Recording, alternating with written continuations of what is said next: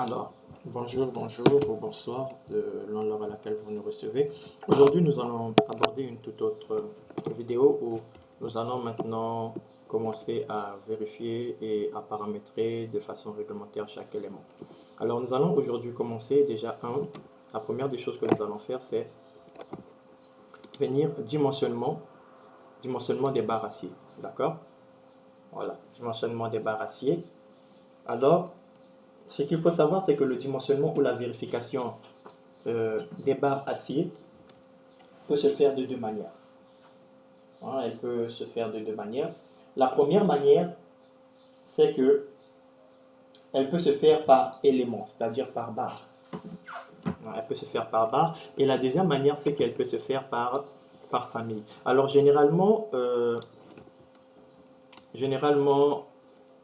par barre, on ne va pas trop le considérer parce qu'il va dimensionner chaque barre, alors que ce n'est pas trop intéressant, vous voyez, et c'est vraiment pas trop intéressant.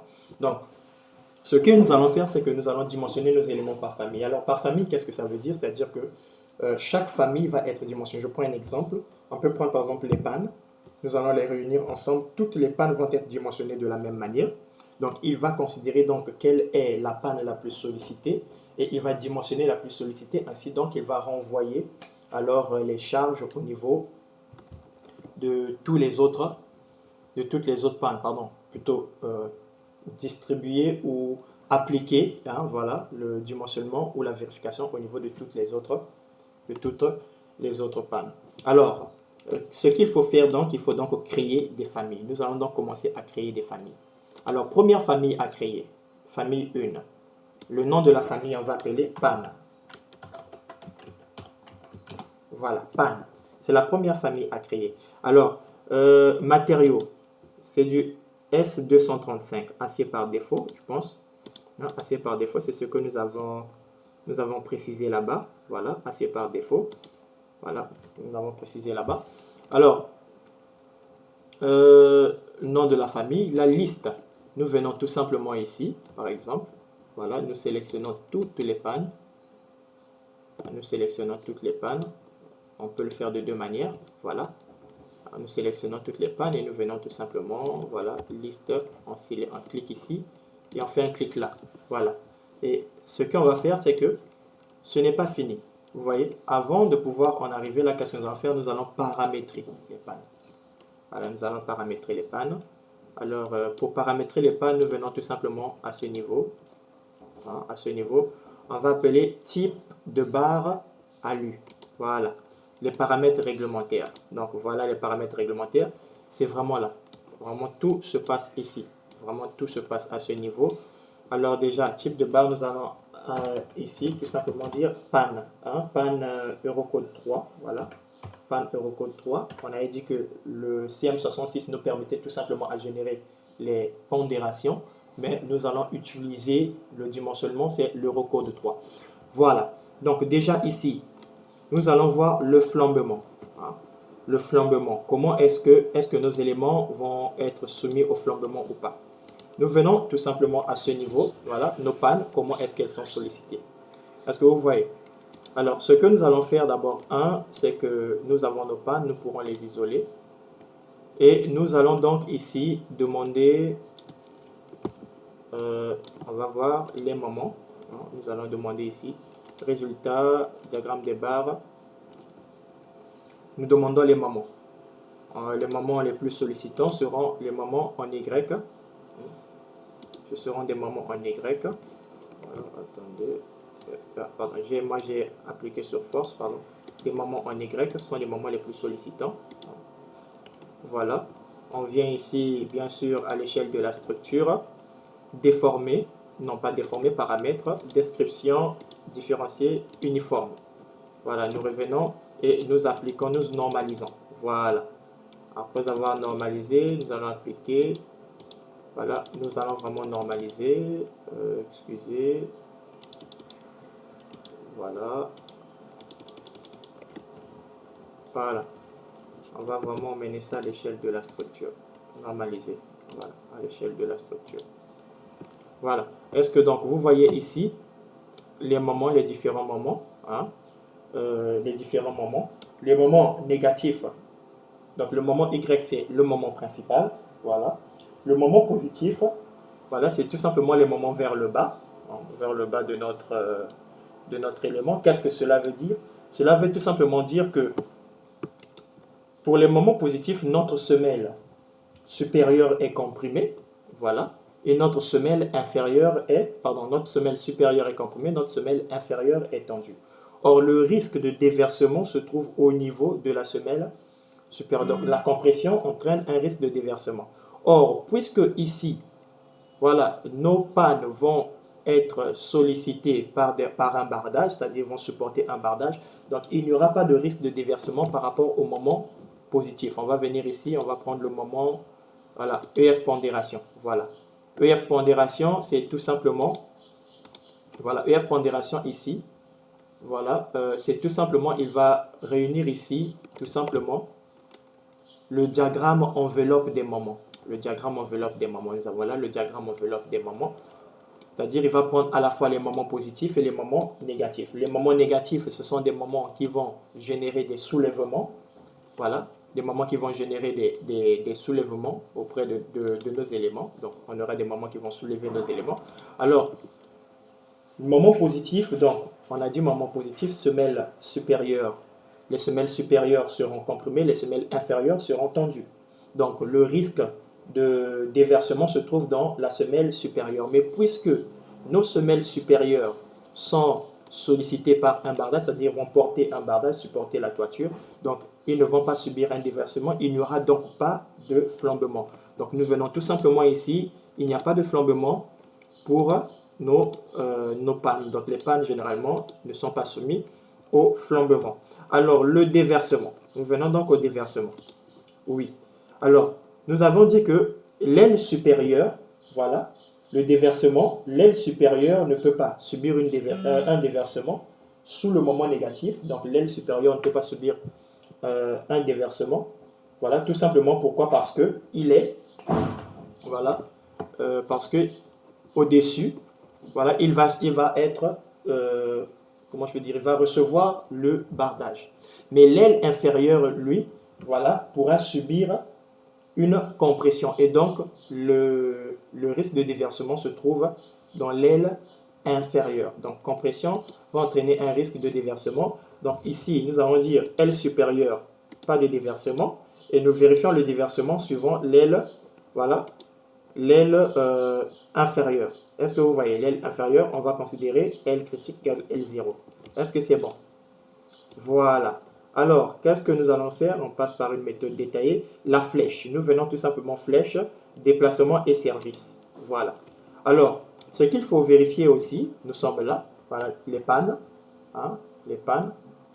On va un peu lire. Compte tenu de la pente des versants donnée par la pente des fermes ou traverses portiques, les pannes sont posées inclinées d'un angle alpha et de ce fait fonctionnent en flexion déviée. Donc nous devons vérifier le déversement. Est-ce que vous voyez? Donc nos pannes étant inclinées, donc la charge est là, elle aura donc deux composantes, une composante verticale, une composante horizontale. Alors cette composante-là étant dans l'inertie, dans le sens de l'inertie la plus faible, donc va donc générer un déversement au niveau de notre élément. Donc une flexion déviée, ce qui fera que nous devons quand même vérifier un déversement au niveau de nos éléments. Alors les conditions de résistance pour dimensionner nos éléments sont tout simplement, voilà, les contraintes suivant Z plus les contraintes suivant Y doivent être inférieures à Fy.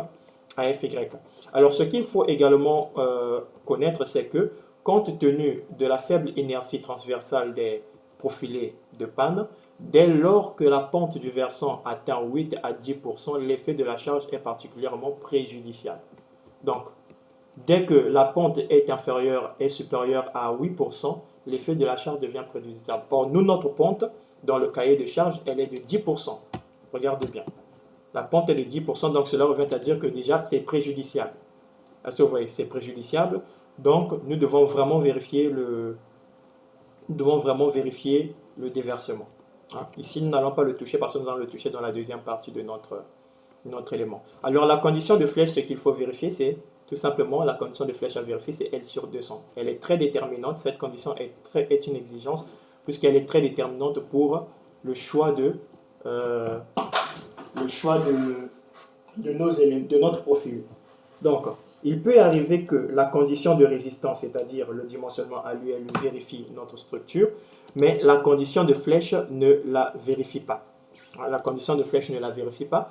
Donc, l'ELS est à limite de service. Généralement, elle est toujours atteinte avant l'ULU parce que l'ULU montre la ruine de l'ouvrage. C'est la valeur maximale qu'il ne faut pas dépasser, sinon au risque de, quand on la dépasse, on risque quoi? On risque la ruine de l'ouvrage. Mais l'ELS, c'est une valeur qu'il ne faut pas dépasser parce que dès qu'on la dépasse, on commence à rencontrer des déformations au niveau de notre structure et donc notre structure ne sert plus ou notre structure ne remplit plus les fonctions pour lesquelles elle a été conçue puisqu'on va commencer à remarquer des déformations. Donc, les déformations arrivent toujours avant la ruine. Donc, ce qu'il faut savoir, c'est que les déformations préviennent la ruine. Donc, quand nous allons dimensionner nos éléments, à l'ULU et à l'ULS et nous allons vérifier quel est le profilé que dans l'ULS et par rapport à ça, nous ferons le choix à l'ULU. Donc, c'est très, très important vraiment de porter une attention particulière à ce niveau-là. Donc, pour les pannes, qu'est-ce que nous allons dire? Flèche initiale. Voilà. Les flèches, nous allons prendre ici L sur 200. Voilà. Donc, ici, ce ne sont pas des charges variables. Voilà. Donc, déplacement des nœuds. Oui. Est-ce que nous allons aussi vérifier le déplacement des nœuds? Oui, on peut aussi vérifier le déplacement des nœuds. Voilà. Donc, ici, nous avons vérifié les flèches. Voilà, nous avons vérifié les flèches. Mode simplifié des poutres. Non, on va demander vraiment un calcul détaillé. Courbe de déversement. Non. Voilà. Donc, qu'est-ce que l'on veut encore faire? Rien d'autre. Paramètres des charges. Non, pour nous, c'est pas. Voilà. Donc, nous sommes là. Et donc, nous pourrons enregistrer. Voilà, nous avons enregistré. Et donc, nous appliquons pour tous nos éléments. Voilà. Donc, ici, nous avons paramétré les pannes. Ainsi, donc, nous pourrons enregistrer nos familles. Voilà. Deuxième famille, nouveau. On va créer une deuxième famille. Ici, on met d'abord terminé. Deuxième famille à créer. On va créer les poteaux. Les poteaux de rive. Les poteaux de rive, ce sont tout simplement... Voilà, nous allons créer les poteaux de rive. Et les poteaux de rive, c'est la deuxième famille à créer. Alors, qu'est-ce que nous allons faire? Les poteaux de rive, ils sont... Voilà, ils sont 4. Voilà. 2.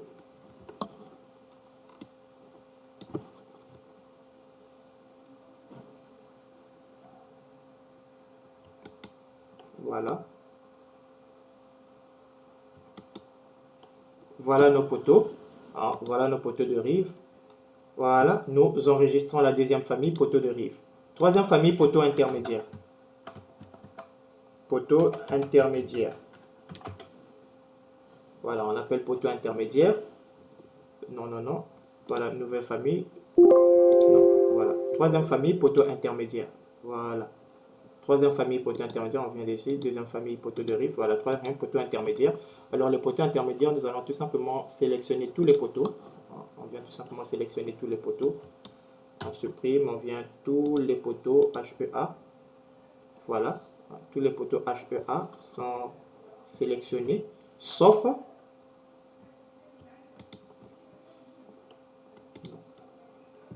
tous les poteaux HEA sont sélectionnés. Voilà. Sauf le poteau 32, le poteau 31,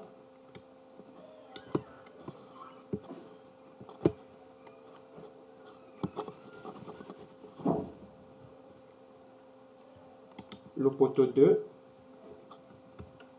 et le poteau 1. Voilà. Nous enregistrons aussi. Troisième famille, enregistrée. Est-ce que vous voyez? Donc nous venons ici, bien sûr, là. On supprime ça. On vient là et voilà, et on enregistre. Voilà. Voilà.